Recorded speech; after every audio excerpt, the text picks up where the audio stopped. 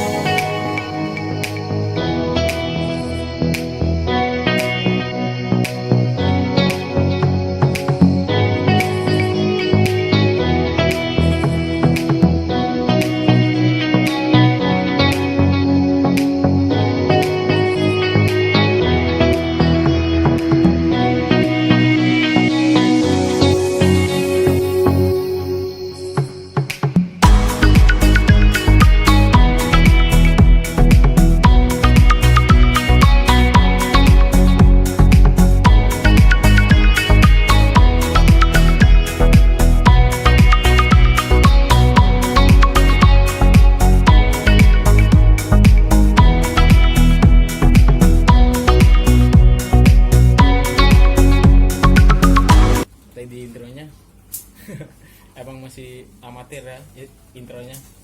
Jadi lanjut kita masuk ke materi. Di sini saya akan menjelaskan tentang perception checking.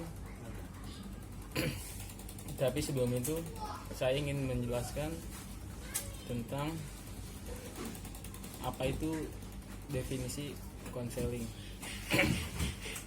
Pertama, konseling dalam kamus bahasa Inggris dikaitkan dengan kata konsel yang diartikan sebagai nasihat, anjuran, dan pembicaraan.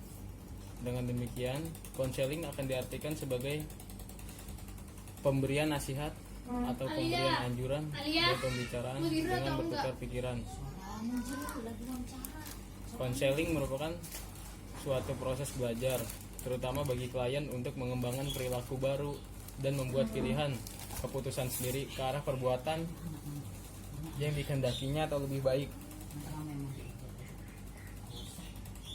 Lanjut, yang kedua ada tujuan konseling. Tujuan konseling untuk klien dapat dilihat dari harapan-harapan dan kebutuhan klien yang melatar belakangi mengapa klien datang untuk mendapatkan layanan konseling. Perlu diperhatikan dan dipertimbangkan juga, karena sebagai klien menginginkan setelah mendapatkan pelayanan dari konseling akan terjawab pertanyaan-pertanyaan yang selama ini mengganggunya.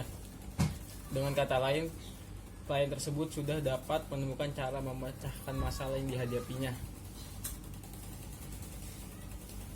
Menurut para ahli, bahwa tujuan konseling adalah memfasilitasi perubahan perilaku, meningkatkan keterampilan untuk menghadapi sebuah permasalahan, meningkatkan kemampuan dalam mengambil keputusan, serta meningkatkan hubungan antara perorangan atau individu. Yang terpenting untuk menjadi seorang konselor adalah memiliki keinginan untuk menolong dan memiliki pengetahuan atau wawasan yang cukup untuk menangani masalah yang dihadapi klien tersebut. Keinginan untuk menolong ini yang membedakan menggali data dengan tujuan hanya untuk penasaran atau kepo semata, atau fokus untuk membantu klien. Lanjut, teknik konseling. Teknik konseling di sini saya kutip dari Makarao tahun 2010. Antara lain sebagai berikut. Pertama adalah perilaku attending. Perilaku attending dapat dilakukan dengan menghadapi klien, menghampiri klien, kontak mata dengan klien, bahasa badan atau gestur tubuh, dan bahasa verbal atau bahasa lisan. Suatu attending yang baik dapat meningkatkan harga diri klien, menciptakan suasana yang aman atau nyaman, dan mempermudah ekspresi perasaan klien dengan bebas. Jadi klien itu nggak ragu-ragu kalau mau cerita ke seorang konselor karena merasa nyaman. Terus yang kedua adalah empati. Empati adalah kemampuan konselor untuk merasakan apa yang dirasakan oleh klien, merasa dan berpikir bersama klien dan bukan untuk atau tentang klien. Pada prinsipnya, empati adalah merasakan apa yang sedang dirasakan klien, tetapi petugas kesehatan tidak larut dalam perasaan klien. Empati dilakukan bersama dengan attending. Tanpa perilaku attending tidak akan ada empati. Jadi di sini tuh kita wajib untuk merasakan perasaan yang sama dengan klien tersebut. Kalau misalkan klien tersebut merasa sedih karena atas sebuah masalah, kita juga mampu memahami perasaan sedih tersebut, namun kita tidak boleh terbawa suasana, karena kan kita seorang konselor harus berpikiran jernih gitu untuk memberikan sebuah bantuan ya, secara profesional. Ketiga, refleksi. Refleksi adalah keterampilan konselor untuk memantulkan kembali kepada klien tentang perasaan, pikiran, dan pengalaman klien sebagai hasil pengamatan terhadap perilaku verbal dan nonverbal. Keempat, ada eksplorasi. Eksplorasi adalah keterampilan konselor untuk menggali perasaan, pengalaman, dan pikiran klien. Hal ini penting karena klien seringnya menutup diri ya karena sebuah masalah kan, bisa kayak masalah trauma, akhirnya klien jadi menutup diri. Jadi seorang konselor itu harus wajib menggali perasaan traumanya itu, membuka dirinya bisa dibilang. Terus yang kelima adalah menangkap pesan utama atau paraphrasing. Konselor harus dapat menangkap pesan utamanya. Pesan utama itu bisa dibilang pesan intinya, dan menyatakannya secara sederhana. Jadi kita udah dapat pesan intinya nih, misalkan ada seorang klien cerita gitu kan, cerita tentang masalah putus cinta misalnya, lalu kita ambil inti dari permasalahan itu, terus kita balik tanya apakah benar intinya seperti ini, bla bla bla bla. Nah, itu paraphrasing. Terus yang keenam, bertanya untuk membuka percakapan atau open question. Kebanyakan konselor sulit untuk membuka percakapan dengan klien. Hal ini dikarenakan konselor merasa sulit menduga apa yang dipikirkan klien, sehingga sulit untuk mengajukan pertanyaan yang pas. Sebaiknya tidak menggunakan kata mengapa dan apa sebabnya. Hal ini buat klien itu menyulitkan dikarenakan klien tidak tahu atau sengaja ditutupi. Terus yang 7 itu pertanyaan tertutup atau closed question. Bentuk-bentuk pertanyaan tertutup baik diajukan ke klien agar klien dapat menjawab dengan mudah, misalnya kata iya ataupun kata tidak. Terus yang 8 adalah dorongan minimal encouragement. Dorongan minimal adalah suatu dorongan langsung dan singkat terhadap apa yang telah dikatakan klien, dan memberikan dorongan singkat seperti kata oh, ya, lalu. Seorang konselor harus dapat mengupayakan agar kliennya terlibat dalam pembicaraan dan terbuka tentang dirinya, self disclosing. Jadi gimana pun caranya seorang konselor itu harus mampu buat kliennya membuka dirinya, berani berbicara gitu.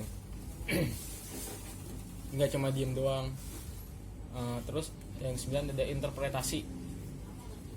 Dalam interpretasi ini, upaya konselor untuk mengulas pemikiran, perasaan, perilaku, serta pengalaman klien dengan merujuk pada teori-teori. Tujuan interpretasi ini adalah memberikan rujukan, memberikan pandangan, terus perilaku klien agar klien mengerti dan berubah melalui pemahaman dari hasil rujukan tersebut. Jadi kita tuh menyimpulkan dan memberikan saran untuk sebagai rujukan atau pandangan dari kita agar klien mengerti dan berubah melalui pemahaman dari hasil rujukan yang kita berikan tersebut. Lalu yang ke-10 mengarahkan atau directing. Untuk mengajak klien berpartisipasi secara penuh di dalam proses konseling, perlu ada ajakan dan arahan dari konselor. Keterampilan konseling yang mengatakan kepada klien agar dia berbuat sesuatu, mengarahkannya agar melakukan sesuatu. Jadi kita tuh nggak cuma sekedar nasihat doang, tapi kita juga membantu mengarahkan klien agar dia berbuat sesuatu, atau mengarahkan klien tersebut agar klien tersebut melakukan sesuatu. Jadi nggak cuma diam dan terima doang. Terus kita masuk ke pembahasan tentang perception checking. Jadi perception checking ini yang saya tangkap adalah merupakan keterampilan, jadi merupakan keahlian atau keterampilan yang dimiliki oleh seorang psikolog atau konselor dalam memberikan konseling kepada kliennya. Jadi perception checking definisinya adalah menguji apakah antara klien dan konselor itu sudah dalam satu pemahaman dalam melihat masalah atau dalam satu pandangan lah gitu. Jadi perception checking juga suatu keterampilan dasar komunikasi untuk memperbaiki hubungan interpersonal antara konselor dengan klien dengan cara menangkap perasaan dan ucapan-ucapan klien serta mengungkapkan kembali hal-hal tersebut dengan kata-kata sendiri kepada klien, yang baik mencakup pernyataan kembali pesan dasar klien secara sama dengan kata-kata sederhana yang ditandai dengan suatu kalimat awal seperti apakah yang Anda katakan adalah bla bla bla bla. Jadi kita menyimpulkan dan mengembalikan hasil simpulan kita kepada klien tersebut. Itu untuk meluruskan satu pemahaman. Jadi kita sama klien kita itu dalam satu pandangan. Itulah alasan kenapa seorang konselor bertanya balik dari hasil kesimpulannya saat berbicara dengan kliennya. Ya, syarat-syaratnya dengarkan secara teliti pesan dasar yang disampaikan oleh klien. Pertama.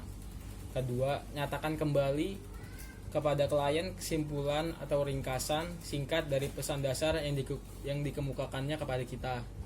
Terus yang ketiga, amatilah apakah klien memberikan respon yang tegas terhadap parafrase yang diberikan oleh konselor.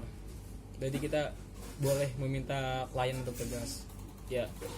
Jadi itu saja yang bisa saya sampaikan dalam video ini. Maaf jika video ini masih banyak kurangnya, Bu. Kurang lebihnya mohon maaf. Wassalamualaikum warahmatullahi wabarakatuh.